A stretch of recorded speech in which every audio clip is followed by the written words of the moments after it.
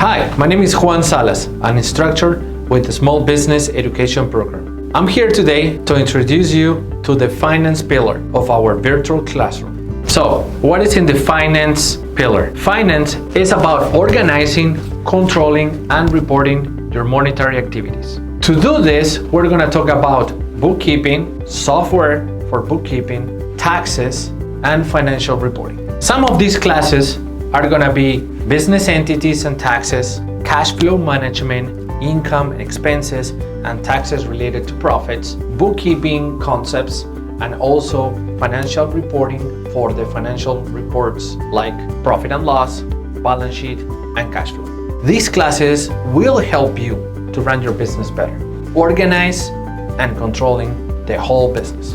My name is Juan Salas with the Small Business Education Program.